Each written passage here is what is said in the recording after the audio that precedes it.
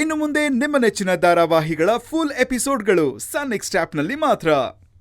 ನಮಗ ಅವಮಾನ ಮಾಡ್ಬೇಕು, ನಾವ್ರ ಮುಂದೆ ತಲೆ ತೆಗೆಸ್ಕೊಂಡು ನಿಂತ್ಕೋಬೇಕು ಅಂತ ಕಾಯ್ತಾ ಇರ್ತಾರೆ. ಈಗ ಆ ಆರ್ಯನ್ ವಿಷಯ ಇಟ್ಕೊಂಡು ಆಟ ಆಡ್ತಾರೆ. ಅವನು ನನ್ ಮೇಲಿನ ಕೋಪನ ನಿನ್ ಮೇಲೆ ತೀರಿಸ್ಕೊಂಡಿದ್ದಾನೆ. ದುಡ್ಡಿನ ದುರಹಂಕಾರದಲ್ಲಿ ಮೆರಿತಾ ಇದ್ದಾರೆ ಅಲ್ವೋ?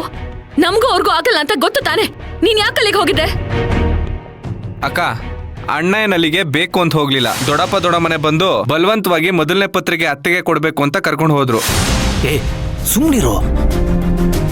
ಅನ್ಕೊಂಡೆ ಇದ್ರ ಹಿಂದೆ ಆ ದೊಡ್ಡಪ್ಪನ ಕೈವಾಡ ಇರ್ಬೇಕು ಅಂತ. ಒಂದು, ನಾವ್ ಅವ್ರ ಕಾಲಿಗೆ ಬೀಳ್ಬೇಕು, ಇಲ್ಲ ಅವ್ರ ತಂಗಿ ಕಾಲಿಗೆ ಬೀಳ್ಬೇಕು. ಒಟ್ನಲ್ಲಿ ನಾವ್ ಯಾರ್ದಾದ್ರೂ ಕಾಲಿಗೆ ಬಿದ್ದು ಸಲಾಂ ಹೊಡ್ಕೊಂಡಿರ್ಬೇಕು. ಆಗ್ಲೇ ಆ ಮನುಷ್ಯನ್ ಮನ್ಸಿಗೆ ಸಮಾಧಾನ, ತೃಪ್ತಿ ಅಲ್ಲ. ಇಲ್ ನೋಡಿ, ನಿಮಗ್ ನಿಜವಾಗ್ಲೂ ನನ್ ಮೇಲೆ ಅಕ್ಕರೆ ಅನ್ನೋದಿದ್ರೆ ನಾವ್ ಚೆನ್ನಾಗಿರ್ಬೇಕು ಅಂತ ಬಯಸೋ 4 ಜನನ ಕರ್ಸಿ ನನಗ್ ಅಕ್ಷತೆ ಹಾಕ್ಸಿ ಆಶೀರ್ವಾದ ಮಾಡ್ಸಿ. ಅದ್ ಬಿಟ್ಟು ದುಡ್ಡಿನ ದುರಹಂಕಾರದಲ್ಲಿ ಮೆರಿತಿರೋ ದೌಲತ್ತಿನ ಜನಗಳನ್ನ ಕರ್ಸಿ ಅವ್ರ ಕೈಲಿ ನನಗೆ ಆಶೀರ್ವಾದ ಮಾಡಿಸ್ಬೇಡಿ. ಅದ್ರ ಬದಲು ನನ್ನನ್ನ ಒಂದೇ ಸಲ ಸಾಯಿಸ್ಬಿಡಿ.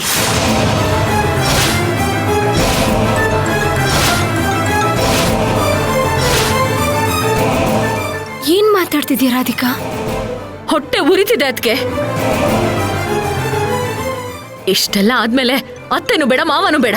ಇಷ್ಟು ವರ್ಷ ಅವ್ರ ನೆನ್ಪೆ ನಮಗಿರ್ಲಿಲ್ಲ. ಇನ್ ಮುಂದೆನೂ ಹಾಗೆ ಇದ್ಬಿಡೋಣ. ಆಗ ನಾವಾದ್ರೂ ನೆಮ್ಮದಿಯಾಗಿರ್ತೀವಿ. ಹಾಗೆಲ್ಲ ಹೇಳ್ಬೇಡ ರಾಧಿಕಾ. ನಿನಗಂದೇನ್ ಪ್ರಯೋಜನ? ಎಲ್ಲ ಅಮ್ಮಂಗೆ ಹೇಳ್ಬೇಕು.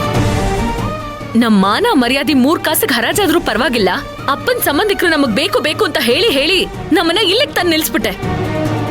ಅಮ್ಮ, ನಿನ್ನಾದ್ನಿ ನೀನ್ ಹೆತ್ತ ಮಕ್ಕಳ ಬಗ್ಗೆ ಹೇಗೆಲ್ಲ ಮಾತಾಡಿ ನಮಗೆ ಎಷ್ಟು ನೋಯಿಸ್ತಾರೆ ಅಂತ ನಿಮ್ಗೆ ಗೊತ್ತಾ? ಯಾಕಮ್ಮ ಇದೆಲ್ಲ? ಗೊತ್ತಿದ್ದು ಅವ್ರ ಸಂಬಂಧ ಬೇಕು ಅಂತ ಒದ್ದಾಡ್ತಿದ್ಯಾ? ಆರ್ಯ ಇವ್ರಿಗೆ ಮರ್ಯಾದೆ ಕೊಡದೆ ಮಾತಾಡಿದ್ರು ಪರವಾಗಿಲ್ಲ. ಸುನೈನಾ,